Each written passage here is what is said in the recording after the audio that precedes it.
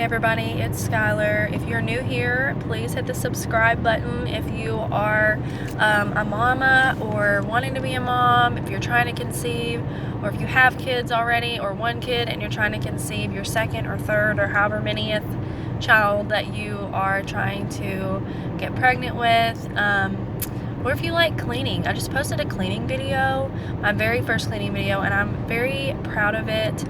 I've never done anything like that before. It was cleaning my kitchen, and the dishes got so overwhelming, and I work full-time. I'm a mom of two. I have two toddlers. Actually, I have a 4-year-old and a 3-year-old, and I'm just real, y'all. Like, this is my real life right here. Like, I'm driving to the bank right now, and that's why the camera's all sideways, because my hand is just like resting and I don't want to look away from the road. But like, this is just me. I'm literally off work for now. I have to go back later, but I'm off work and I don't look that great, and I'm just gonna be real with you in this video. This is an update on my TTC journey. This is my month 1, and I'm now 7 days past ovulation, or 7 DPO, you might call it.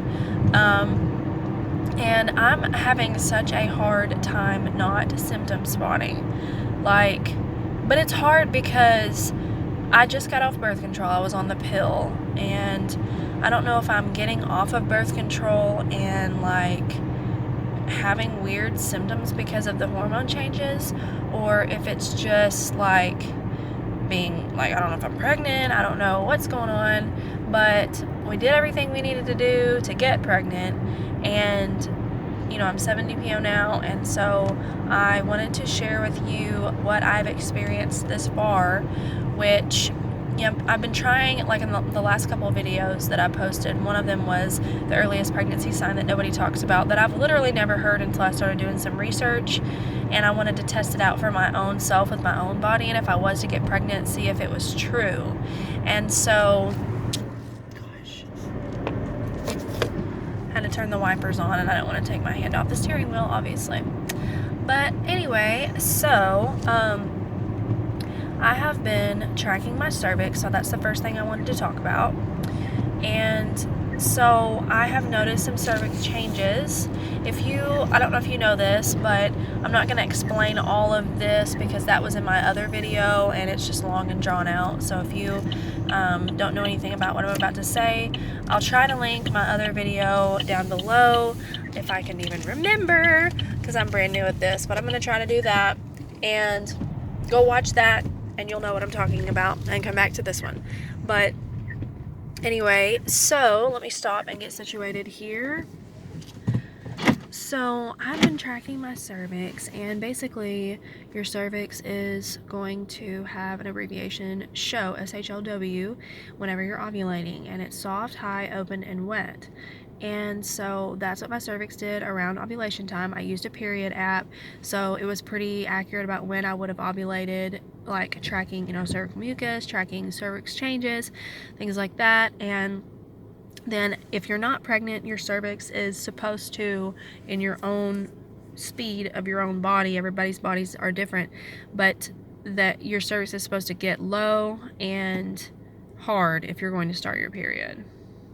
If you are pregnant, it's supposed to stay high and soft. Well, mine has been high and hard.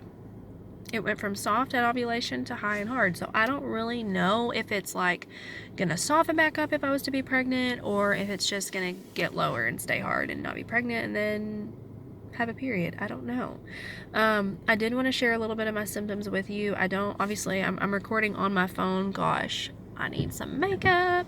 I'm recording on my phone, so I don't have my period app pulled up, but just like a basic symptom thing is, about 3 or 4 days ago, for several days, I had some back cramping and dull back pain. I had a little bit of cramping in my stomach, or just like a dull pain. Almost felt like I was going to start my period, but it wasn't intense cramps or anything. I don't ever get intense cramps, thank goodness. But it was just this like gross like pressure and dull pain and cramps every now and then in my stomach and my lower back. And so I thought that was kind of weird because it was like a few days after ovulation, you know. So I had that for a few days. And what else? I'm like craving salt. Like anything really salty or anything that I can eat that could have salt on it, I'm putting like loads of salt on it. And I had that craving with my daughter, which is my first, before I found out I was pregnant with her. I craved salt so much, and I craved ketchup, which has a bunch of sodium in it. And so, what else? My boobs have been kind of sensitive, but not super duper sensitive.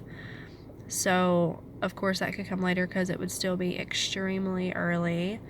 I have not had any implantation bleeding, but not everyone gets that. What else? I've been super thirsty and like ravenously hungry, extremely hungry.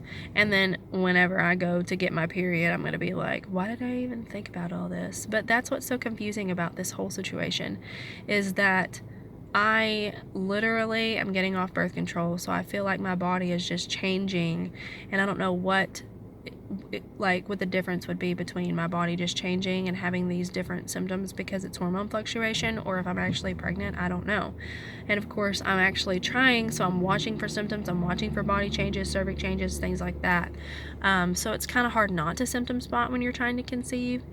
So that's the most symptoms that I've had. I've not had any nausea or vomiting. I have had food aversions to meats, but sometimes I get that anyway. I just don't like the way that meat smells when it's cooking, but it's really bad whenever I am pregnant, and so I don't know. I really don't. It's really hard for me not to go buy a first response pregnancy test right now and take it like tomorrow or the next day, and that's so early. But I've seen people getting BFPs at like 8 or 9 DPO, so we will see. But if you are not already subscribed, go ahead and hit that red subscribe button and turn on your notifications, because within the next few days to a week, I'm going to be posting some live pregnancy tests, and that's going to be really exciting. So you definitely want to subscribe so you don't miss that. And also, if you like cleaning videos, I will link my very first and last, my very first cleaning video. It was my last video that I posted. Thank you so much for watching, and I will see you later. Bye!